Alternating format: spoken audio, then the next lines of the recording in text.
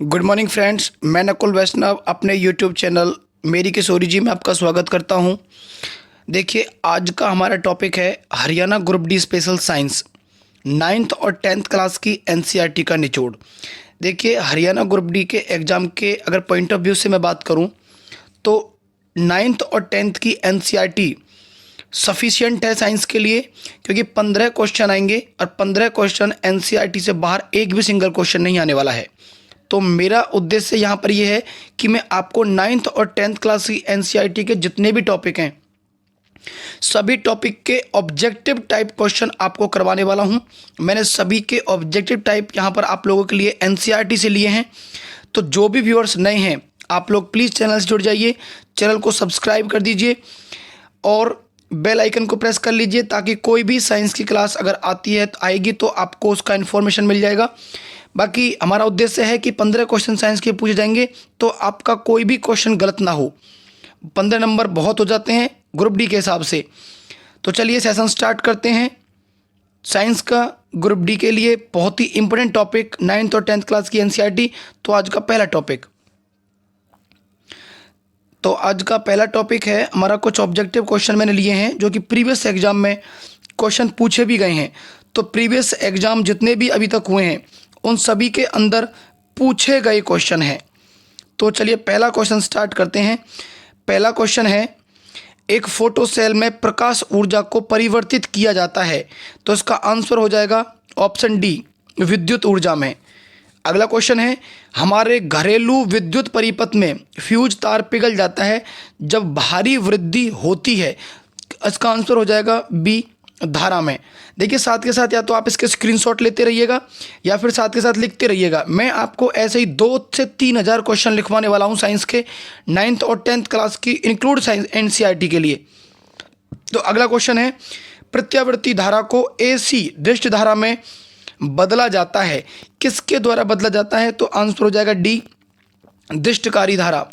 अगला क्वेश्चन, कम वोल्टेज पर कार्य करने पर विद्युत मोटर प्राय जल जाते हैं, क्यों जल जाते हैं?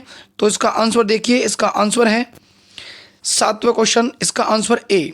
इसका आंसर ए हो जाएगा, वे अधिक विद्युत धारा खींचते हैं जो वोल्टेज प्रत्युमोलनुपाती होती है। अगला क्वेश्चन देखिए, अगला क्वेश्चन है क्वेश्चन नंबर 8। क्वेश्चन नंबर 8 क्या है? क्वेश्चन नंबर 8 है, शीशे के संचयन वाले सेल में किस अम्ल का प्रयोग किया जाता है? तो किस अम्ल का प्रयोग किया जाता है इसमें? सल्फ्यूरिक एसिड का।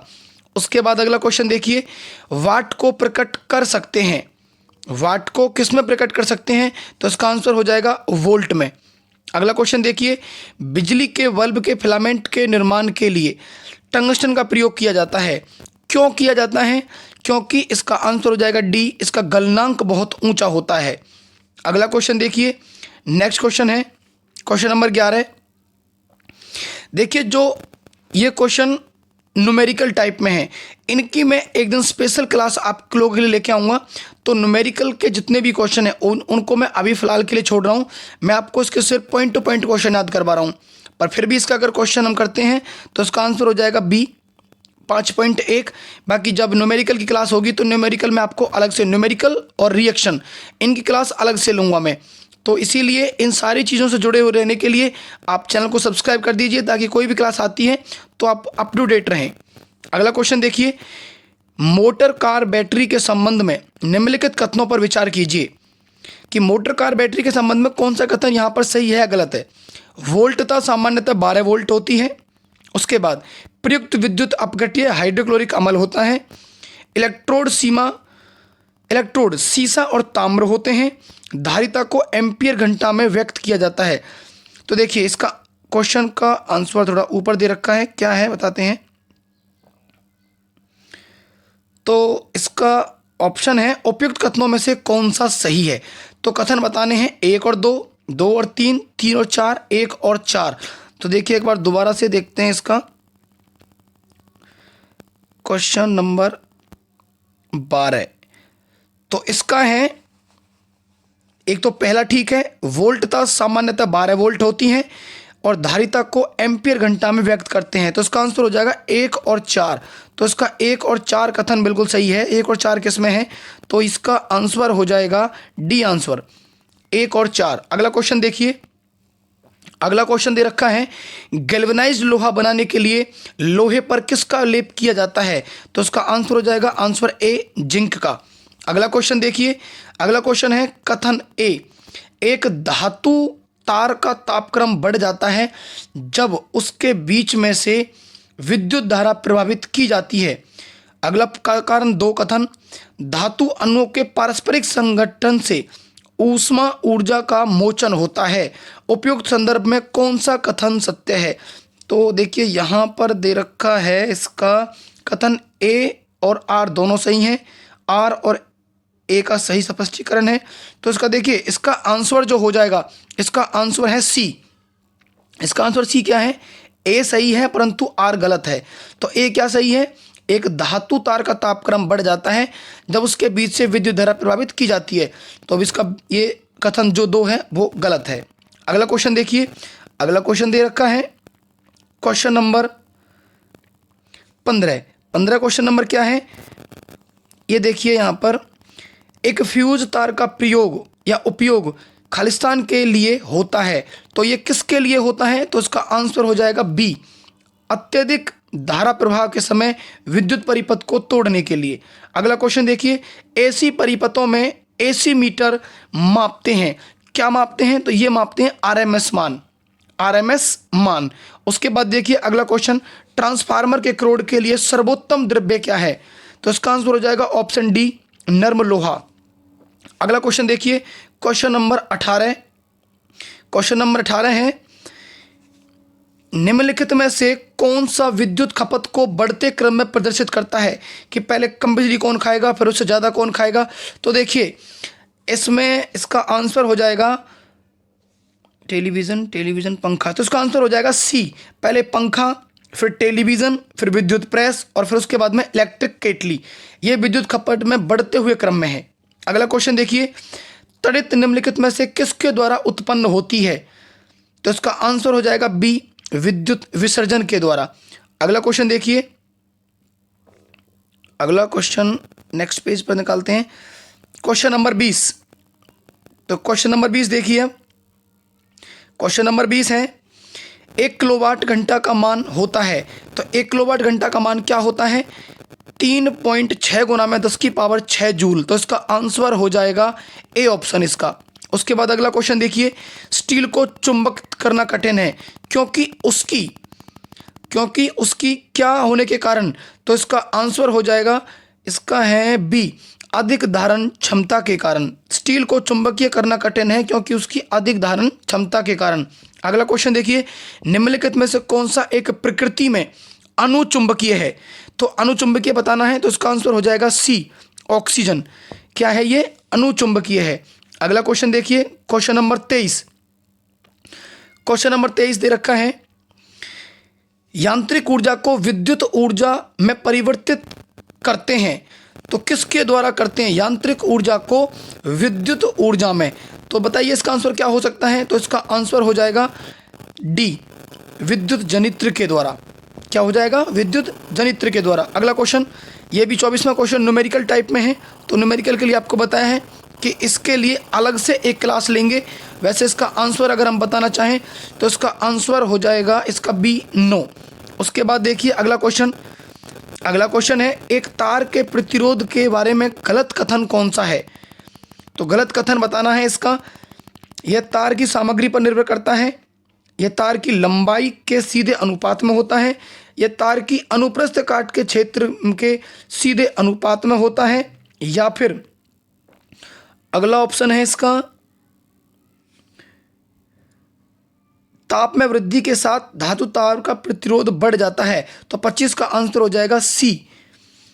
यहाँ पर सी गलत है, यह तार की अनुप्रस्थ काट के क्षेत्र के सीधे अनुपात में होता है। अगला क्वेश्चन देखिए, निम्नलिखित में से सबसे बढ़िया रोधी या इंसुलेटर क्या है? तो इसका आंसर हो जाएगा सी, कांच। अगला क्वेश्चन देखिए, डायनेमो जिसे बिजली उत्पादन हेतु कथित रूप से प्रयोग में लाते हैं वास्तव में है? ये क्या है? तो इसका आंसर हो जाएगा क्वेश्चन नंबर 27 का सी, ऊर्जा का परिवर्तक होता है। अगला क्वेश्चन देखिए, प्रत्येक माइक्रोफैरेड धारिता के दो संधारित्र समानांतर क्रम में जोड़े गए हैं, तो प्रभावी धारिता क्या होगी? तो इसका आंसर हो जाएगा ऑप्शन ए 2C। अगला क्वेश्चन देखिए, क्वेश्चन नंबर 29। क्वेश्चन नंबर 29 देखिए, क्वेश्चन नंबर 29 देखते हैं। अगला क्वेश्चन है, जलते हुए विद्युत बल्ब के तंतु का ताप सामान्यतः होता है, तो कितना होता है? इसका आंसर आपको बताना है। तो इसका आंसर हो जाएगा सी, 2000 से 2500 डिग्री सेंटीग्रेड तक।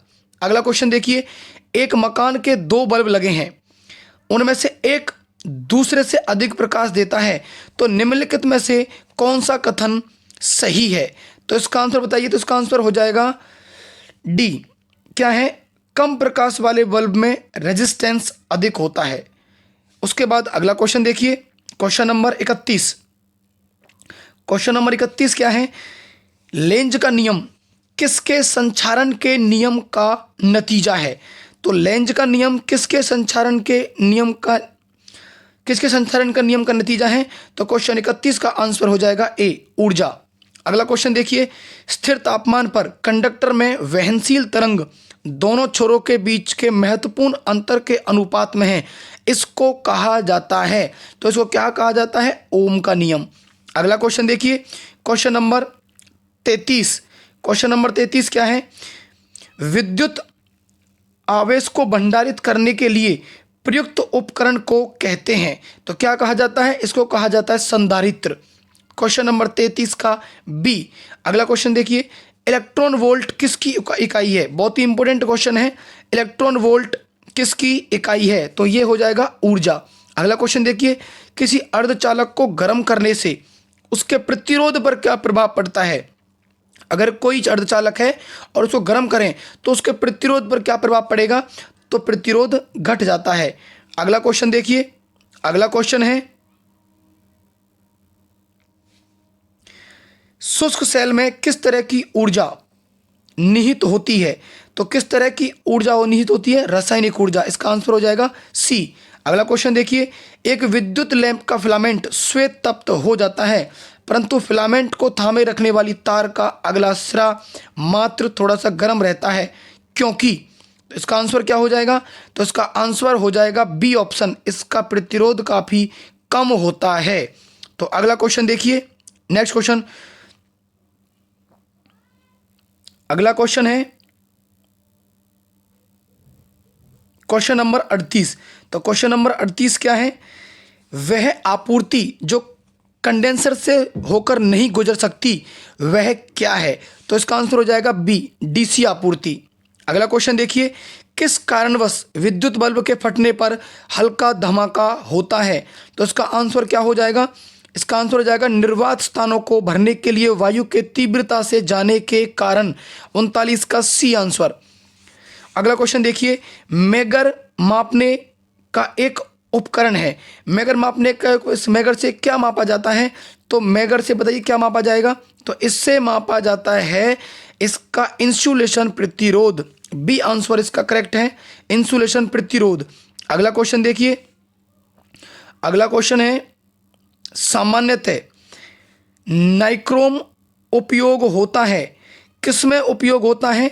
तो इसका आंसर हो जाएगा आंसर बी, क्या है? ऊष्मक की कुंडली में, ऊष्मक की कुंडली में। अगला क्वेश्चन देखिए, विद्युत वाहक बल बराबर होता है, तो ये किसके बराबर होता है? तो इसका आंसर हो जाएगा सी, 42 का सी आंसर, क्या है? ऊर्जा प्रति यूनिट आवेश के। अगला क्वेश्चन देखिए, एक चुंबकीय क्षेत्र विक्षेपित करता है, एक चुंबकीय क्षेत्र विक्षेपित करता है, तो ये क्या विक्षेपित करता है? तो इसका आंसर हो जाएगा सी, अल्फा एवं बीटा कण। अगला क्वेश्चन देखिए, अगला क्वेश्चन है क्वेश्चन नंबर 44। स्टोरेज बैटरी में किस तत्व का प्रयोग होता है? जो स्टोरेज बैटरीज होती हैं, स्टोरेज संचयक बैटरी, उनमें किसका उपयोग होता है? तो उसको होता है सीसा। अगला क्वेश्चन देखिए, किस वैज्ञानिक के द्वारा तड़ित चालक का आविष्कार किया गया था? उस वैज्ञानिक का नाम क्या है? Benjamin Franklin, option C. अगला क्वेश्चन देखिए, घरों में लगी बिजली के मीटर विद्युत के व्यय को रिकॉर्ड करते हैं, किस में करते हैं? किलोवाट आवर यूनिट में। अगला क्वेश्चन देखिए, क्वेश्चन नंबर 47। तो देखिए अगला क्वेश्चन है क्वेश्चन नंबर 47, मुक्त रूप से निलंबित चुंबकीय सुई किस दिशा में टिकती है? तो कहां से कहां को इंडिकेट करती है? उत्तर से दक्षिण दिशा, तो इसका आंसर हो जाएगा बी। उसके बाद देखिए, चुंबकीय कंपास की सुई किस ओर इंगित करती है? तो ये किस ओर इंगित करती है? तो ये करती है चुंबकीय उत्तर को, उत्तर की तरफ। अगला क्वेश्चन देखिए, किसी संधारित्र को विद्युत परिपथ में किस लिए प्रयोग में लाया जाता है? तो ये किस लिए प्रयोग में लाया जाता है? इसका आंसर है सी, विद्युत आवेश को संग्रहित करने के लिए। अगला क्वेश्चन देखिए, अगला क्वेश्चन है, विद्युत अपघटन के नियम किसके द्वारा दिए गए थे? तो विद्युत अपघटन किसने दिए? फैराडे ने। अगला क्वेश्चन देखिए, एक आवेशित खोखले गोले पर के केंद्र पर विद्युत विभव कितना होता है? तो इसका होता है 0। कितना होता है इसका? 0। अगला क्वेश्चन देखिए, टेलीफोन लाइन में प्रवाहित ऊर्जा कौन सी होती है? तो टेलीफोन लाइन में कौन सी ऊर्जा होती है? विद्युत ऊर्जा होती है। इसका आंसर हो जाएगा बी। अगला क्वेश्चन देखिए, परमाणु शक्ति संयंत्र किस सिद्धांत पर कार्य करता है? तो परमाणु शक्ति संयंत्र किस सिद्धांत पर कार्य करेगा? तो इसका आंसर हो जाएगा ए। इसका आंसर क्या है? 53 क्वेश्चन का ए, विखंडन पर। अगला क्वेश्चन देखिए, क्वेश्चन नंबर 54।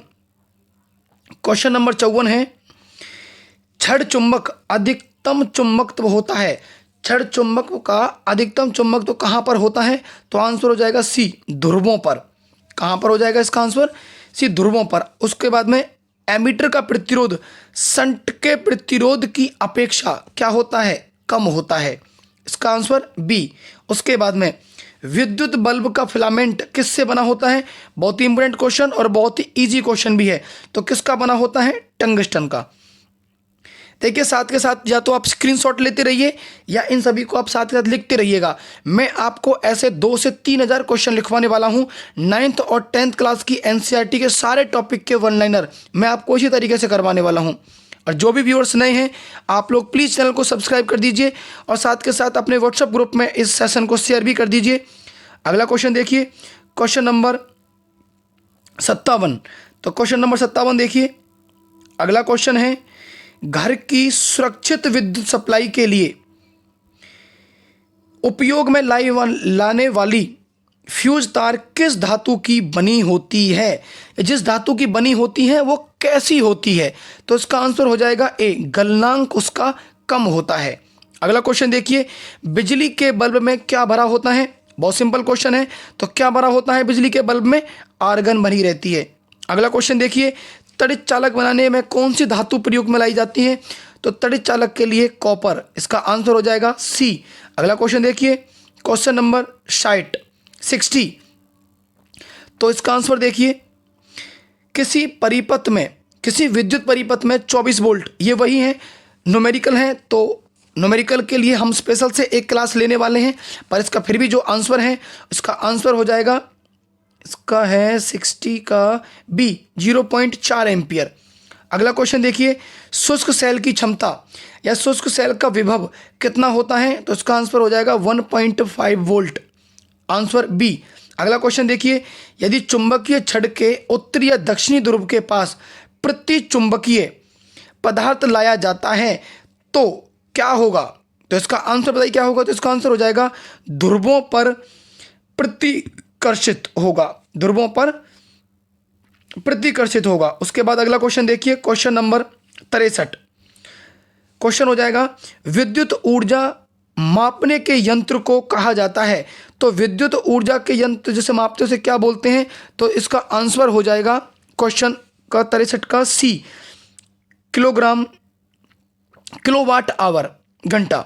उसके बाद अधोलिखित में पैरामैग्नेटिक क्या है? इसका आंसर सी, Mg मतलब मैग्नीशियम पर डबल आवेश चार्ज प्लस।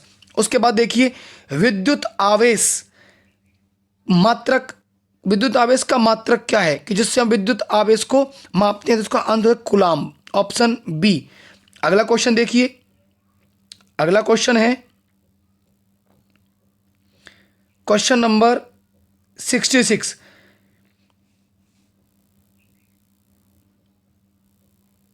तो इसका क्वेश्चन है निम्नलिखित पदार्थों में से विद्युत के चालक हैं, कौन सा चालक सबसे अच्छा है, बताना है कौन सा चालक है। तो इसका सिर्फ एल्युमिनियम है, बाकी सारे ये कुचालक हैं। अगला क्वेश्चन देखिए, किसी वस्तु में अति चालकता तब प्रकट होती है जब क्या होता है, इसमें निम्न ताप तक ठंडा किया जाता है। आंसर सी, किसी वस्तु में अति चालकता तब प्रकट होती है कब, जब निम्न ताप तक ठंडा किया जाता है। अगला क्वेश्चन देखिए, अच्छी प्रतिरोध कुंडलियां किसकी होती हैं। जो अच्छे प्रतिरोधी कुंडलियां बनी होती हैं वो किसकी बनी होती हैं, मैग्नीन की। उसके बाद अगला क्वेश्चन देखिए, क्वेश्चन नंबर 69।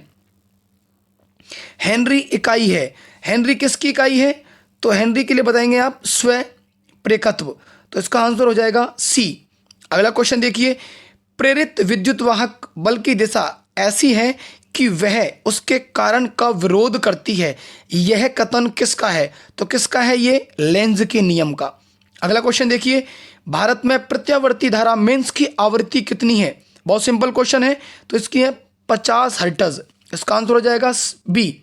अगला क्वेश्चन देखिए, विशिष्ट प्रतिरोध का एसआई मात्रक क्या है, तो इसका आंसर हो जाएगा डी, ओम। किसका मात्रक है ये, ओम का। अगला देखिए next question number 73। Answer question है, इलेक्ट्रोप्लेटिंग किस में काम नहीं आता, तो इलेक्ट्रोप्लेटिंग किस में काम नहीं आता है, धातु को कठोर करने में, इसका आंसर बी। अगला क्वेश्चन देखिए, निम्नलिखित में से कौन लौह अयस्क चुंबकीय है, कौन सा लौह चुंबकीय है, तो इसमें से निकिल, इसका आंसर ए। अगला क्वेश्चन देखिए, प्रत्यावर्ती धारा के धनात्मक व ऋणात्मक मानों के संपूर्ण सेट को कहा जाता है, तो क्या कहा जाता है, इसका आंसर हो जाएगा सी, आवृत्ति। तो दोस्तों आज अभी 75 क्वेश्चन तक किए हैं, इसमें अभी 50-60 क्वेश्चन और बच जाते हैं इस टॉपिक के, जो कि बहुत ही इंपॉर्टेंट हैं। और देखिए कहीं ना कहीं कोई ना कोई क्वेश्चन किसी ना किसी पेपर में आया हुआ है, ये एनसीईआरटी से रिलेटेड सारे क्वेश्चन हैं। तो जो भी व्यूअर्स नए हैं आप लोग प्लीज़ चैनल को सब्सक्राइब करके जुड़ जाइए। बाकी जितनी भी पूरी साइंस है 9th और 10th क्लास की एनसीईआरटी मैं वो सारी आपको इस तरीके से लिखवाने वाला हूँ, करवाने वाला हूँ। इसके साथ साथ आपको हरियाणा जीके भी इस चैनल पर मिल जाएगी, वन लाइनर के माध्यम से सारे डिस्ट्रिक्ट वाइज किए हुए हैं। इंग्लिश एक भी सिंगल क्वेश्चन आपका बाहर से नहीं आएगा, इंग्लिश भी यहीं से आप कर सकते हैं, सारे के सारे